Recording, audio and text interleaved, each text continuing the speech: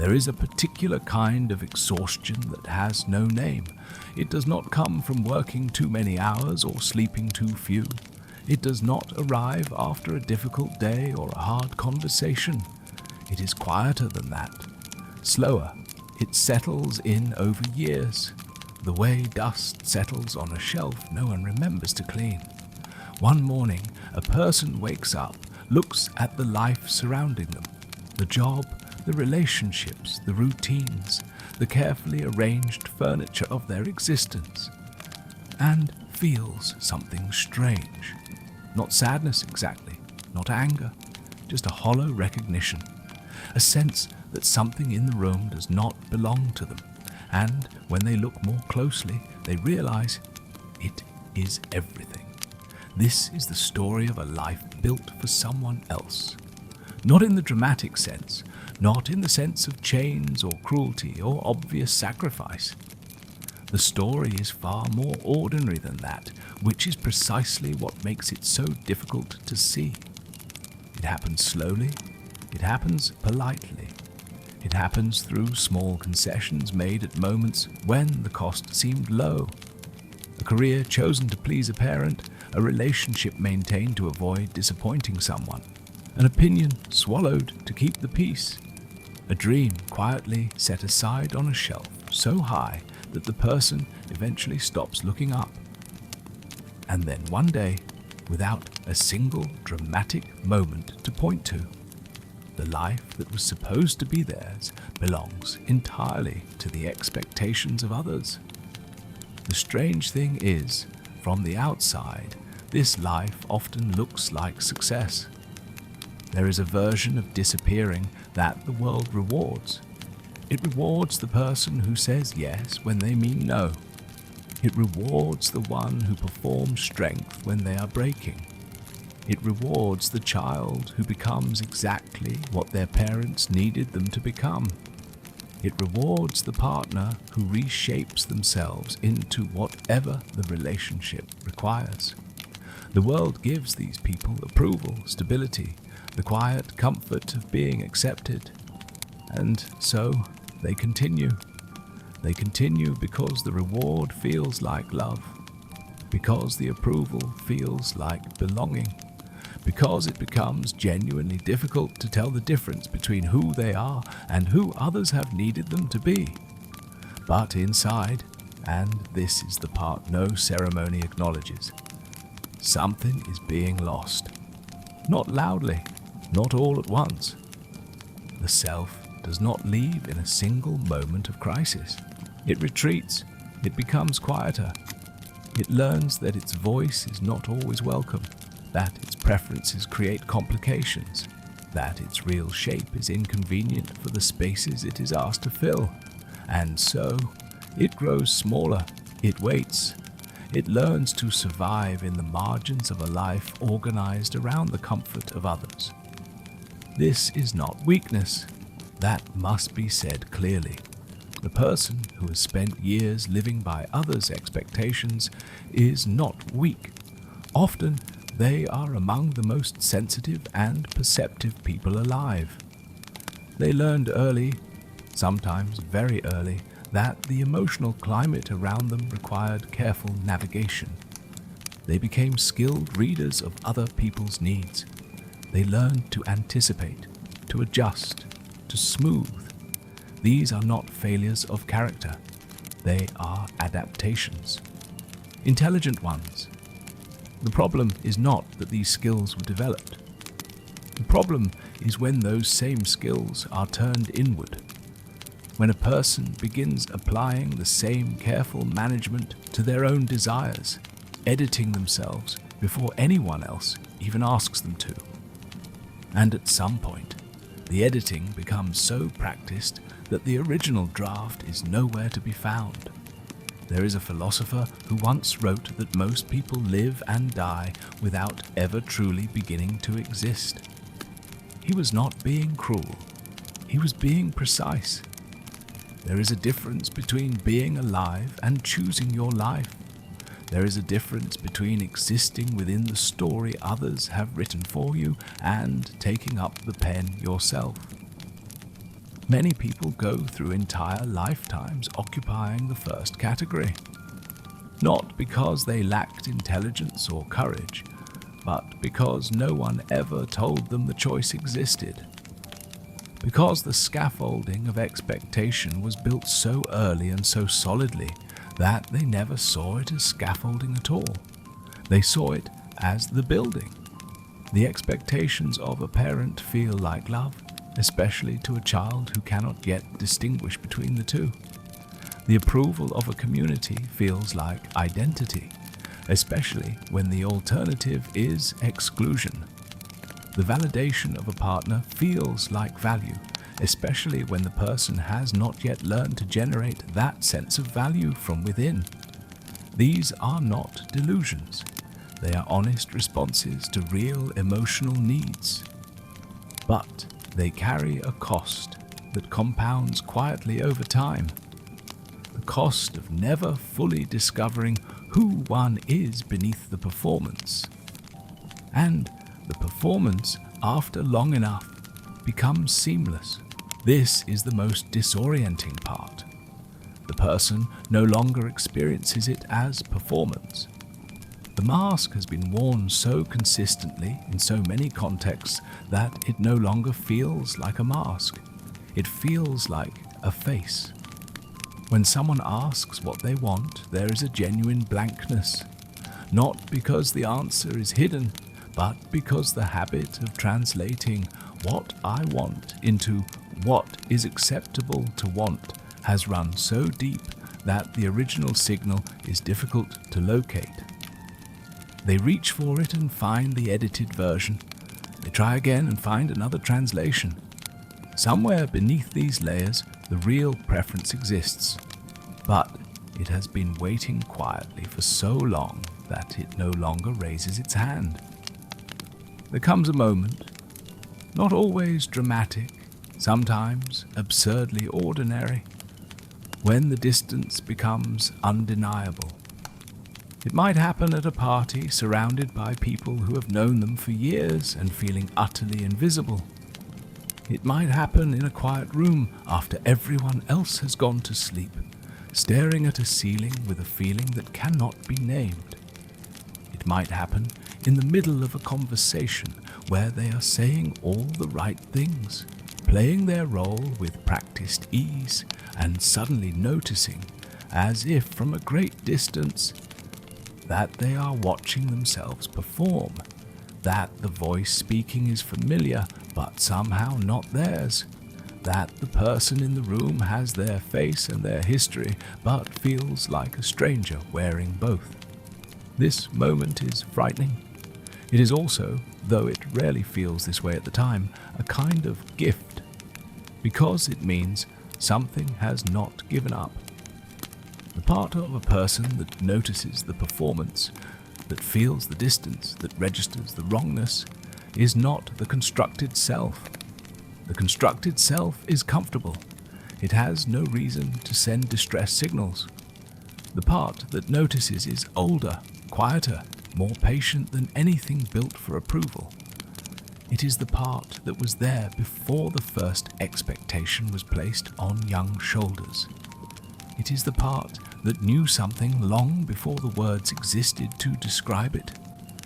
And it has been waiting, not with resentment, not with urgency, just waiting, the way a river waits beneath ice, present, still moving, even when it cannot be seen.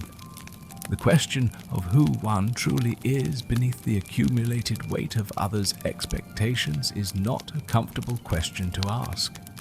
And many people, when they brush up against it, turn away quickly, not because they are cowardly, but because the implications are large. If the life I have built is not truly mine, what does that mean for the decisions I have made? What does it mean for the relationships I have maintained? What does it mean for the years already spent? These are not small questions.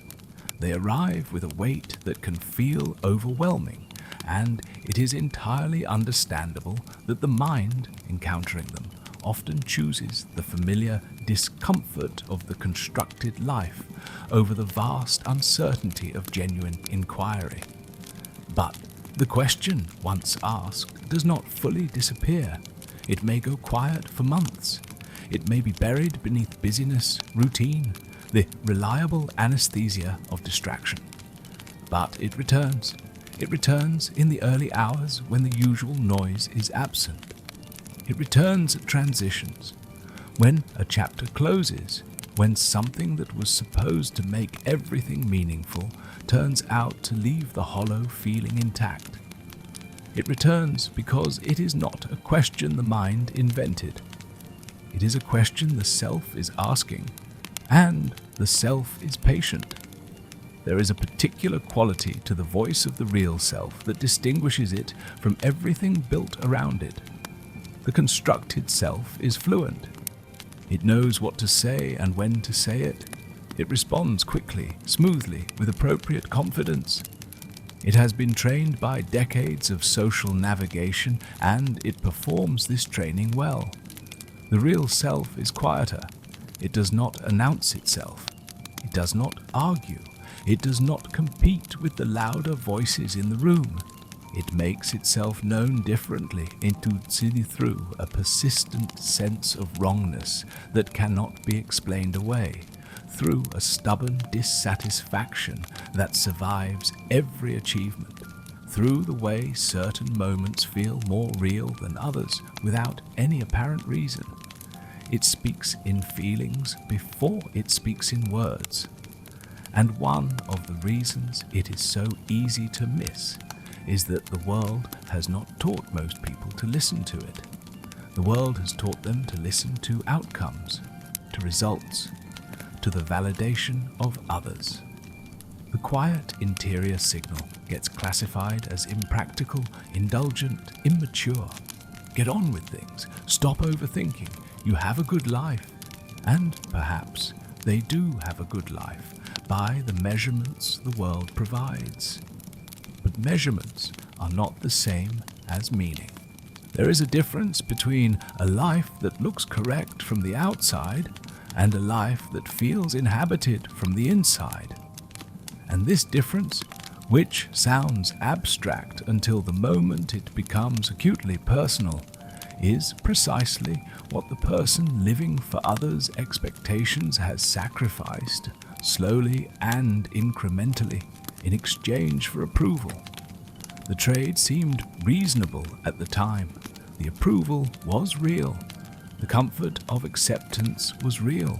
What was given up seemed less tangible, harder to defend, and so the trade was made again and again in small installments until the accumulated cost became visible. The return to oneself, if it happens, and it does not always happen easily, rarely looks like what people imagine. There is a version of self-discovery that popular culture has romanticized. The sudden awakening, the dramatic break, the moment of clarity that changes everything overnight. Some people experience versions of this, but for most, the process is quieter and far more gradual. It looks less like an arrival and more like a slow uncovering. It looks like pausing before answering a question and noticing what the honest answer is before automatically producing the acceptable one. It looks like sitting with discomfort instead of immediately managing it away. It looks like beginning to take seriously the things that have always drawn the attention but never been given permission to matter. It is, in many ways, a practice of subtraction rather than addition. The constructed self was built by accumulation, by adding layers of performance, expectation, and adapted response until the original was buried. The return is the opposite process, not finding something new, removing what does not belong, becoming willing gradually to let the edited version be less polished, to say the less convenient thing, to want what one actually wants, even when that wanting creates a complication, to take up space in one's own life in a way that the long habit of accommodation has made feel dangerous. And here is what many people discover once they begin this process. The fear was larger than the reality, the expectation of catastrophe, the relationship that will break, the person who will be disappointed, the approval that will be withdrawn, is almost always more devastating in anticipation than in experience. Not always. There are real losses, genuine ones. Some relationships were, in fact, conditional on the performance, and when the performance changes, those relationships shift or end. This is painful. It would be dishonest to minimize it. But what is also true, and what a person cannot know until they are on the other side, is that the relationships which survive the honesty tend to deepen in ways that were not possible before. And the ones that do not survive reveal something important. That what was being maintained was not the relationship, but a role within it. The self that emerges from beneath the performance is often surprising, not in the sense of being unrecognizable, more in the sense of being familiar in a way that the constructed self never quite managed to be. There is a quality of ease to it, not the ease of social fluency, but the ease of not having to hold anything in place, of not having to monitor, manage, translate, of simply being what one is and allowing that to be sufficient. This ease is not achieved. It is uncovered. It was always there, beneath the architecture of expectation. It simply required the architecture to be loosened before it could be felt again. It is worth asking, gently, without accusation, how any of this begins, because no one decides in a clear moment to abandon themselves in favor of others' approval. No parent says to a child, "Give me your identity in exchange for my love." No community consciously extracts selfhood as the price of belonging. It happens through 1,000 ordinary moments, none of which appears significant in isolation. A child learns that a particular expression of feeling produces warmth in the parent. They learn that a different expression produces discomfort or withdrawal. Over time, without any formal instruction, they learn which self is welcome and which is not.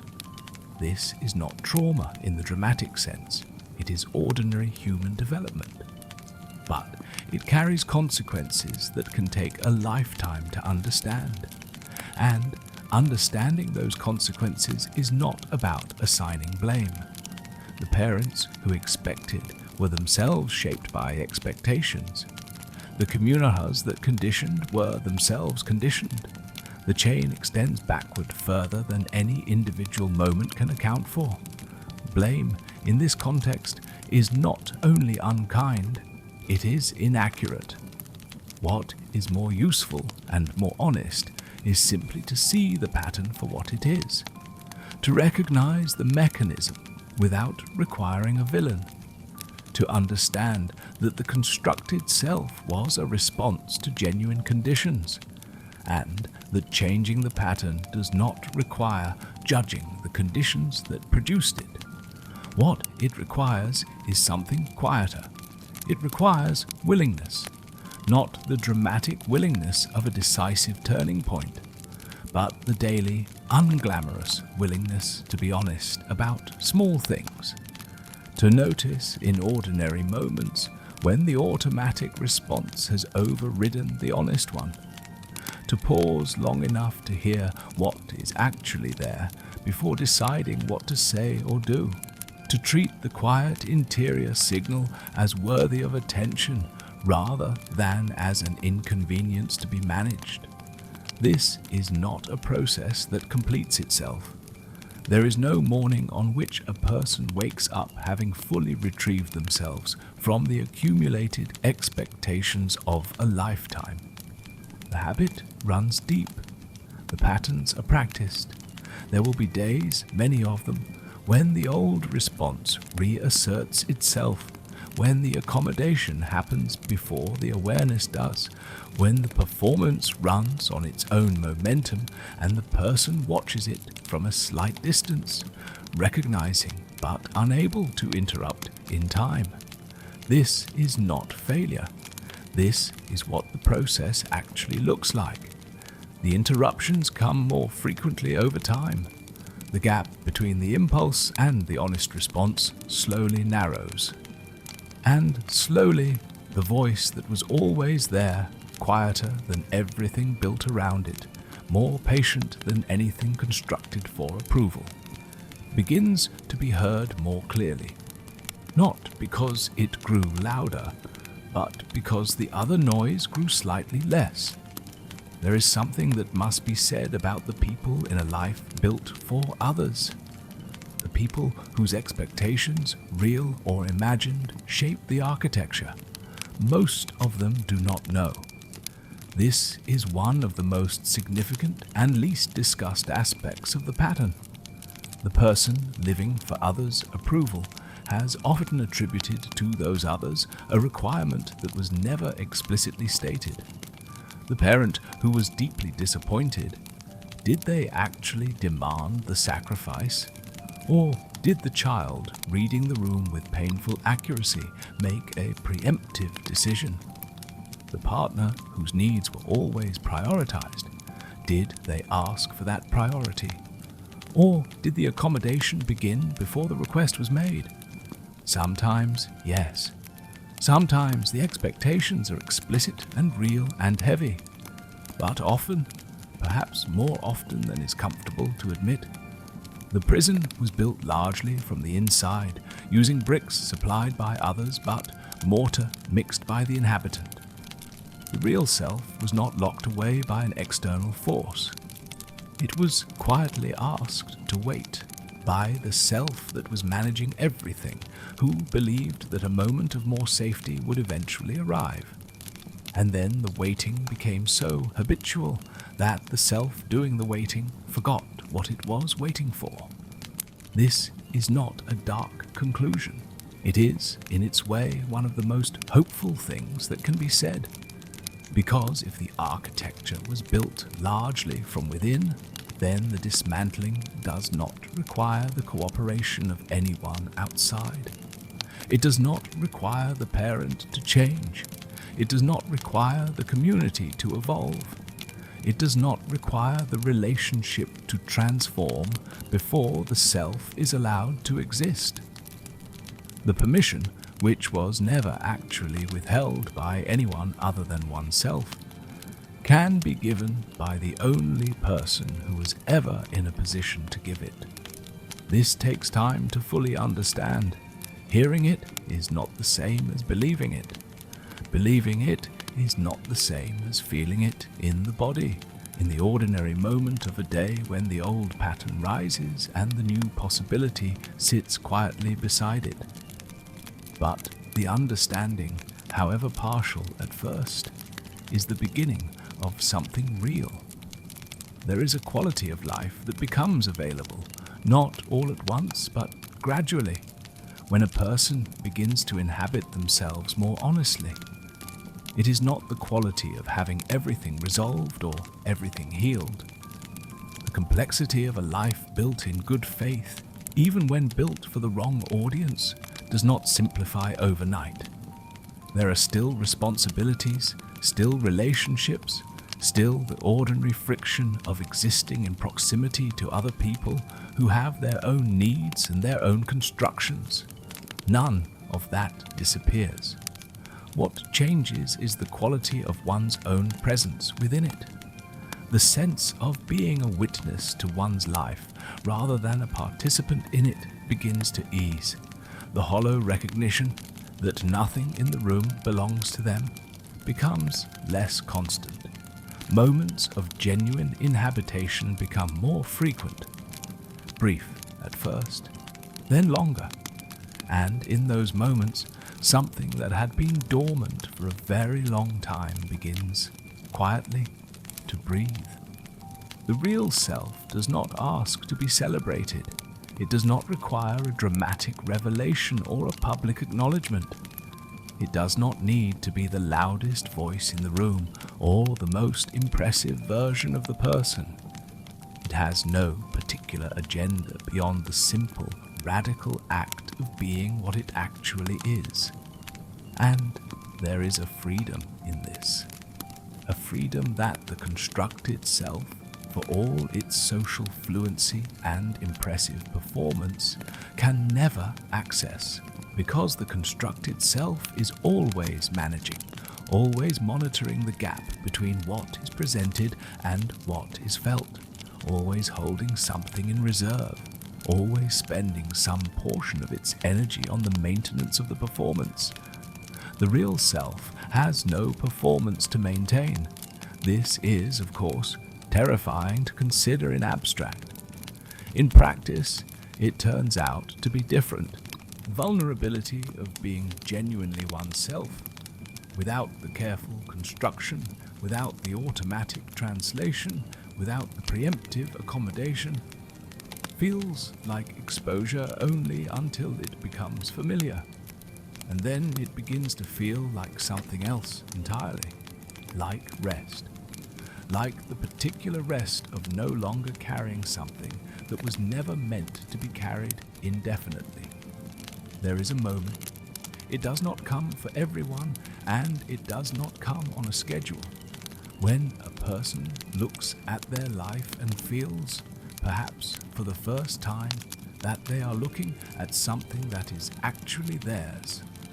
Not perfect, not finished, not what it would have looked like if all the choices had been made differently, but theirs, built or rebuilt from something real, from the preferences that survived all the editing, from the values that persisted underneath the performance, from the voice that kept speaking very quietly, even when no one was listening. That voice was always there. It is there now, and it does not need to be loud to be true. It does not need to be impressive to be worth hearing. It does not need the approval of a single person outside the body it inhabits. It only needs, after all this time, to be allowed. If something in this moment found you, if something in these words landed somewhere real, then perhaps that quiet voice of yours is a little easier to hear tonight. You do not need to act on it immediately. You do not need to dismantle anything tonight or make any declaration or change anything visible from the outside. You only need to notice it, to acknowledge, even briefly, that it is there.